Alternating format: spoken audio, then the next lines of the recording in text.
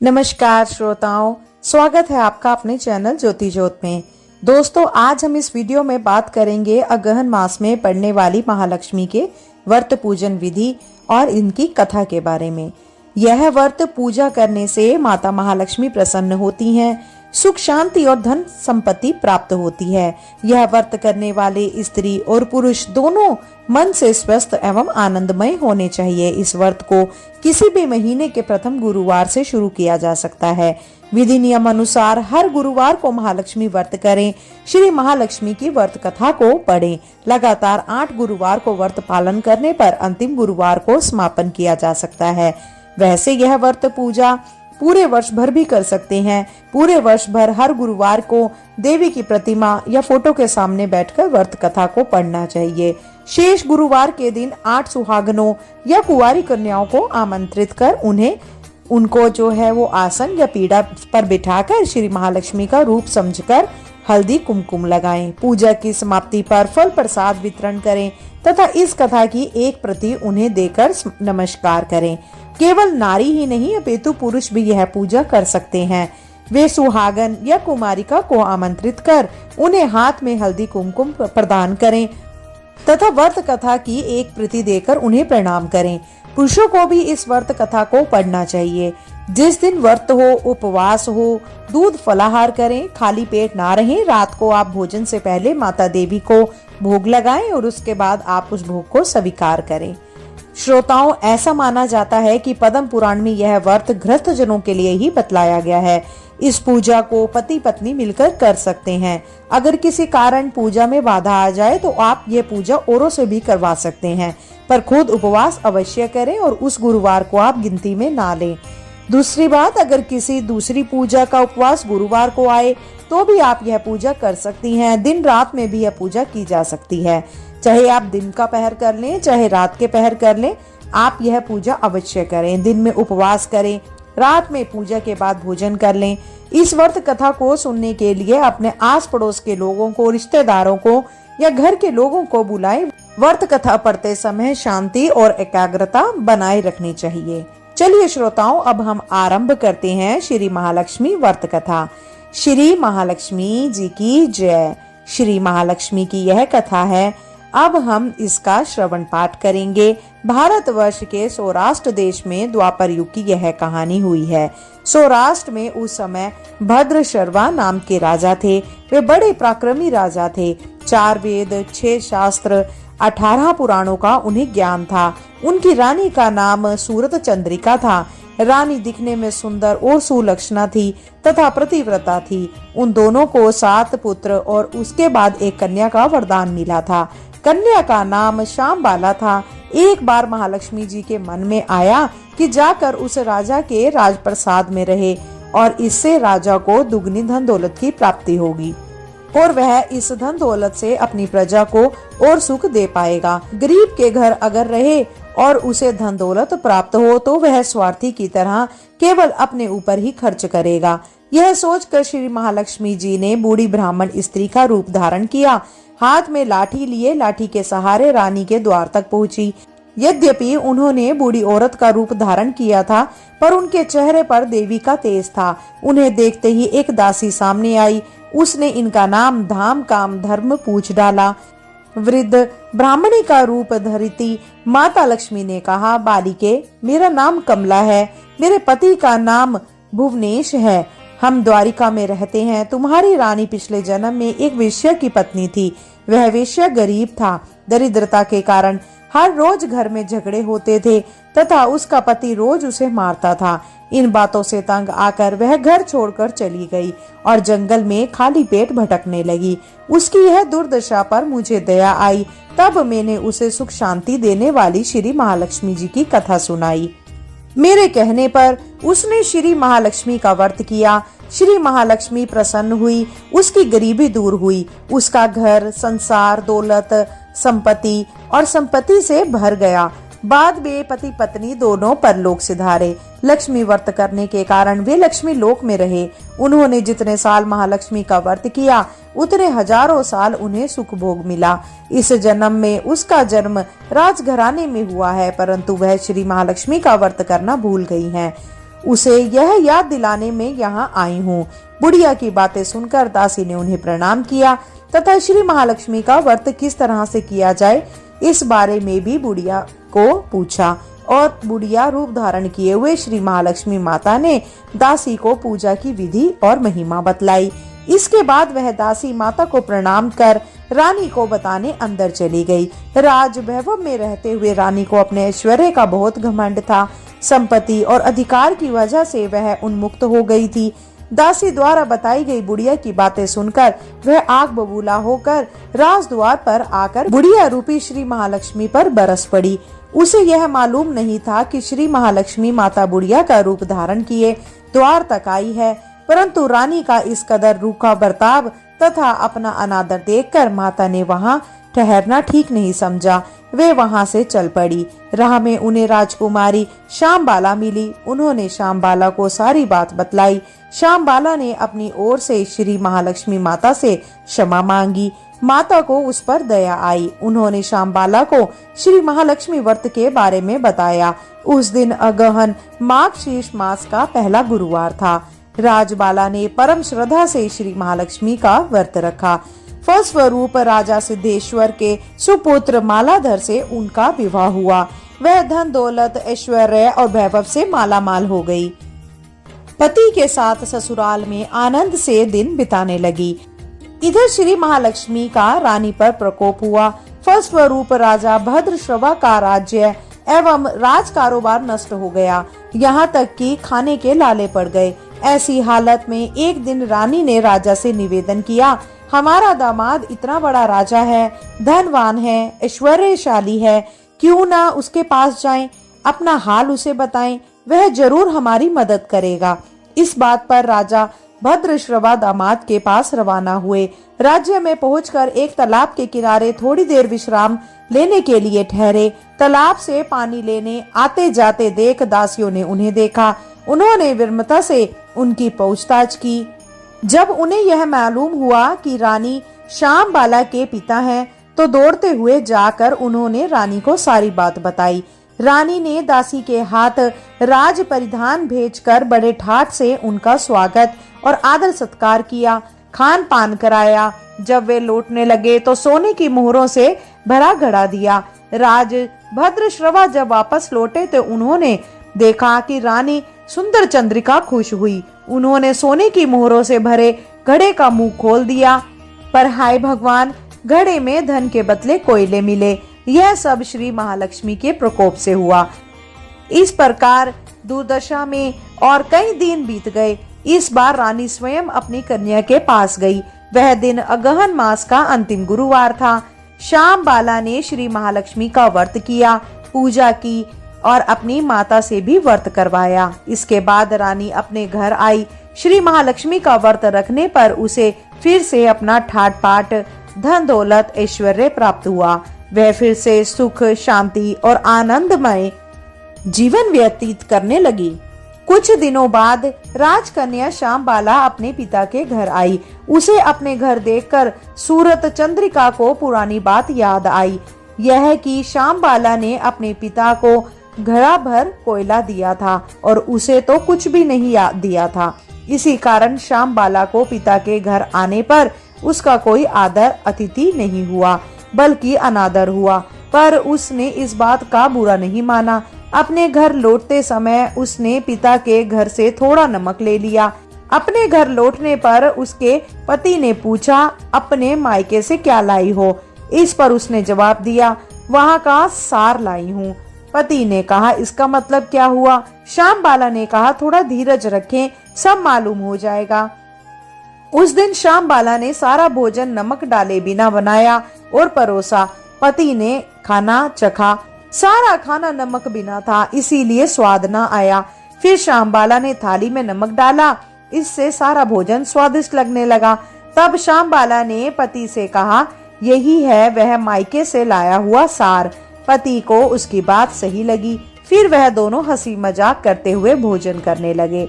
कहा गया है कि इस तरह जो कोई श्रद्धा भाव से श्री लक्ष्मी जी का पूजन करेगा, उसे माता की कृपा प्राप्त होगी। बोलो माता लक्ष्मी की जय। श्रोताओं, अब हम श्रवण करते हैं महालक्ष्मी अगहन मास के व्रत की दूसरी कथा। एक गांव में एक गरीब ब्राह्मण रहता था। वह दिन प्रतिदिन भगवान विष्णु की आराधना करती थी। भगवान विष्णु उसकी भक्ति से बहुत प्रसन्न हुए और उन्होंने अपनी प्रिय भक्त को दर्शन दिए। साथ ही ब्राह्मणी ने कहा कि तुम्हें जो वरदान मांगना है तुम मांग लो। जब ब्राह्मणी ने इच्छा जाहिर करते हुए कहा कि वह चाहती है कि उसके घर में माँ लक्ष्मी का वास हो जाए, इसके बाद भगवान विष्णु ने उस ब्राह्मणी को अपने घर में माँ लक्ष्मी को बुलाने का तरीका बताया। भगवान विष्णु ने बतलाया कि तुम्हारे घर से कुछ ही दूरी पर जो मंदिर है वहाँ एक स्त्री आती है और वहाँ आकर वह उपले थापती है। जो तुम्हें उसे अपने घर आने का आमंत्रण देना होगा वही माँ लक्ष्मी है। ब्राह्मणी ने भगवान विष्णु के कहे अनुसार ही किया। ब्राह्मणी ने उस स्त्री को अपने घर आने का निमंत्रण दिया। तब माँ लक्ष्मी ने उस ब्राह्मणी से कहा कि वह 16 दिन के लिए माँ लक्ष्मी की पूजा करे। माँ लक्ष्मी के कहे अनुसार ब्राह्मणी ने 16 दिन तक माँ लक्ष्मी की उपासना की। माँ लक्ष्मी ने फिर उस ब्राह्मणी को आशीर्वाद दिया और उसके घर में निवास किया। तभी से यह कहा जाता है कि जो भी साधक महालक्ष्मी के इन 16 दिनों तक उपासना करता है, माँ लक्ष्मी उससे प्रसन्न होकर उसे सुख समृद्धि का आशीर्वाद देती हैं। श्रोताओं, ऐसा माना जाता है कि माघ शीर्ष महालक्ष्मी व्रत कथा पढ़ने से ही साधक के सभी पाप दूर होते हैं और कष्ट का निवारण होता है। महालक्ष्मी के 8 स्वरूप आदि लक्ष्मी, धन लक्ष्मी, गज लक्ष्मी, धान्य लक्ष्मी, वीर लक्ष्मी, विजय लक्ष्मी, संतान लक्ष्मी और विद्या लक्ष्मी माने गए हैं। महालक्ष्मी व्रत के दिन लोग हाथी पर बैठी माँ लक्ष्मी की विधि विधान से पूजा करते हैं। मान्यता है कि विधि विधान से पूजा और व्रत कथा पढ़ने और सुनने से माँ लक्ष्मी प्रसन्न होती है। महालक्ष्मी व्रत में व्रत कथा को जरूर सुनना या पढ़ना चाहिए, वरना यह व्रत अधूरा माना जाता है। महालक्ष्मी गुरुवार की प्रथम व्रत कथा। एक गांव में एक गरीब ब्राह्मण रहता था। वह नियमित रूप से जगत के पालनहार विष्णु भगवान की आराधना करता था। उसकी पूजा भक्ति से प्रसन्न होकर उसे भगवान श्री विष्णु ने दर्शन दिए और ब्राह्मण से वर मांगने के लिए कहा। तब ब्राह्मण ने लक्ष्मी जी का निवास अपने घर में होने की इच्छा जाहिर की। विष्णु जी ने ब्राह्मण से कहा, जब धन की देवी माँ लक्ष्मी के तुम्हारे घर पधारेंगी तो तुम्हारा घर धन और धान्य से भर जाएगा। यह कहकर श्री विष्णु जी चले गए। लक्ष्मी जी ने ब्राह्मण से कहा कि मैं चलूंगी तुम्हारे घर, लेकिन इसके लिए पहले तुम्हें महालक्ष्मी व्रत करना होगा। इसके बाद देवी लक्ष्मी ने अपना वचन पूरा किया। मान्यता है कि उसी दिन से इस व्रत की परंपरा आरंभ हुई थी। गज लक्ष्मी ऐरावत हाथी दूसरी व्रत कथा। एक समय महर्षि श्री वेद व्यास जी हस्तिनापुर पधारे। उनके आगमन के बारे में सुनकर महाराज धृष्टराज उनको आदर सहित राजमहल में ले गए। स्वर्ण सिंहासन पर विराजमान कर उनका पूजन किया। इतना सुन श्री वेद व्यास जी कहने लगे, हम एक ऐसे व्रत का पूजन और वर्णन कहते हैं जिससे सदा लक्ष्मी जी का निवास होकर सुख समृद्धि की वृद्धि होती है। यह श्री महालक्ष्मी जी का व्रत है। इसे गज लक्ष्मी व्रत भी कहा जाता है, जिसे प्रतिवर्ष अश्विन कृष्ण अष्टमी को विधिवत किया जाता है। हे महामुने, इस व्रत की विधि हमें विस्तार पूर्वक बताने की कृपा करें। तब व्यास जी बोले, हे देवी, यह व्रत भाद्रपद शुक्ल अष्टमी से आरंभ किया जाता है। इस दिन स्नान करके 16 सूत के धागों का डोरा बनाकर उसमें 16 गांठें लगाएं, हल्दी से पीला करें। प्रतिदिन 16 दूब और 16 गेहूं दौर को चढ़ाएं। इस प्रकार 15 दिन बीत गए। 16वें दिन अश्विन कृष्ण अष्टमी के दिन गंधारी ने नगर की सभी प्रतिष्ठित महिलाओं को पूजन करने के लिए अपने महल में बुलवा लिया। माता कुंती के यहाँ कोई भी महिला पूजन के लिए नहीं आई। साथ ही माता कुंती को भी गंधारी ने नहीं बुलाया। ऐसा करने से माता कुंती ने अपना बड़ा अपमान समझा। उन्होंने पूजन की कोई तैयारी नहीं की और उदास होकर बैठ गई। जब 5 पांडव युधिष्ठिर, अर्जुन, भीम, नकुल और सहदेव महल में आए तो कुंती को उदास देखकर पूछा, हे माता, आप इस प्रकार उदास क्यों हैं? आपने पूजन की तैयारी क्यों नहीं की? तब माता कुंती ने कहा कि हे पुत्र, आज महालक्ष्मी जी के व्रत का उपवास गंधारी के महल में बनाया जा रहा है। उन्होंने नगर की समस्त महिलाओं को बुला लिया है और उसके 100 पुत्रों ने मिट्टी का एक विशाल हाथी बनाया, जिस कारण सभी महिलाएं उस बड़े हाथी का पूजन करने के लिए गंधारी के यहाँ चली गई, लेकिन मेरे यहाँ नहीं आई। यह सुनकर अर्जुन ने कहा कि हे माता, आप पूजन की तैयारी करें और नगर में बुलवावा लगा दें कि हमारे यहाँ स्वर्ग के ऐरावत हाथी की पूजन होगा। इधर माता कुंती ने नगर में ढिंडोरा पिटवा दिया और पूजा की विशाल तैयारी होने लगी। उधर अर्जुन ने बाण के द्वारा स्वर्ग से ऐरावत हाथी को बुला लिया।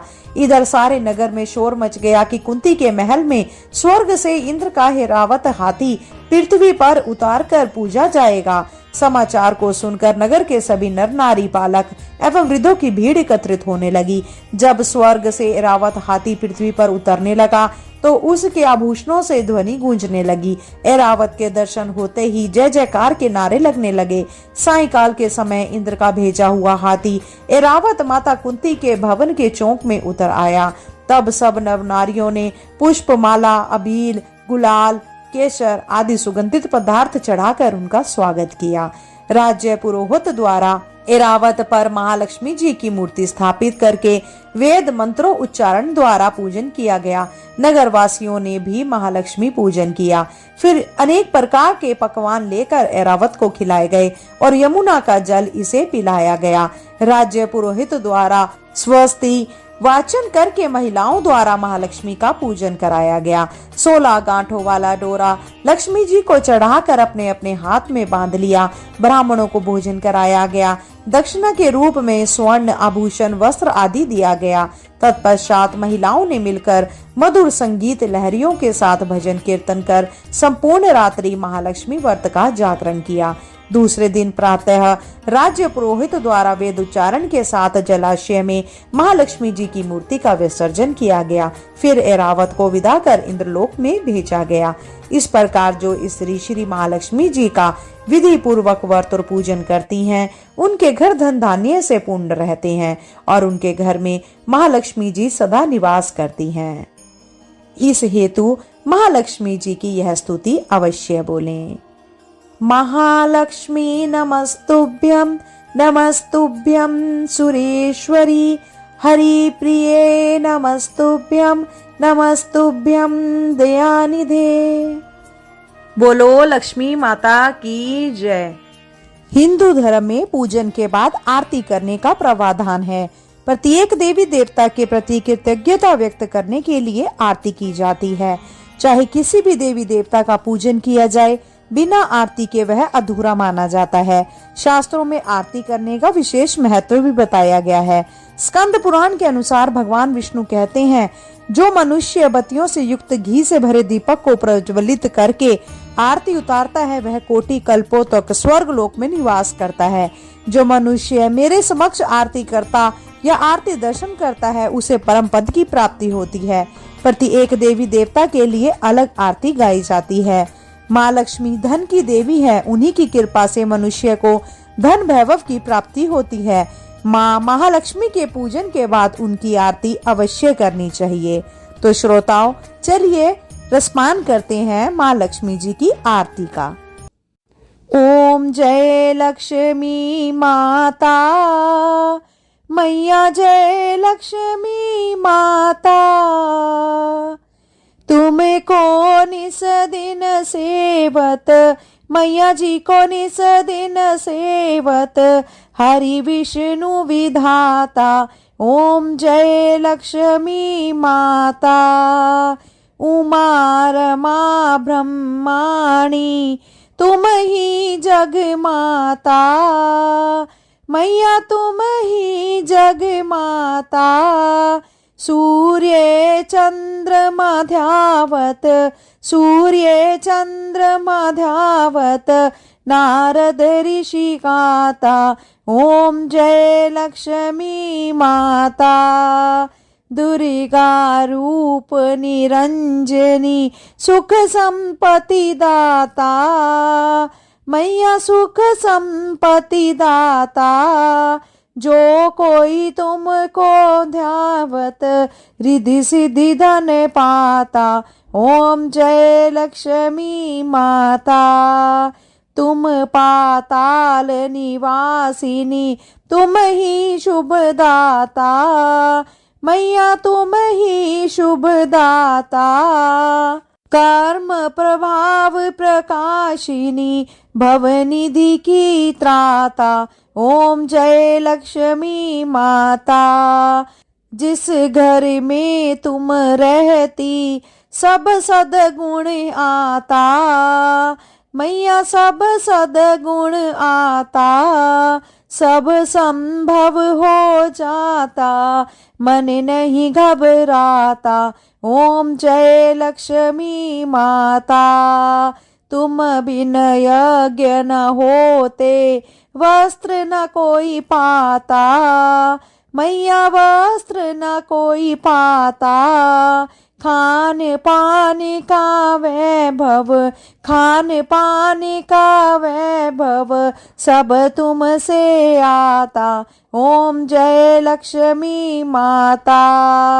शुभ गुण मंदिर सुंदर, शिरोधति जाता, मैया सुंदर शिरोधति जाता।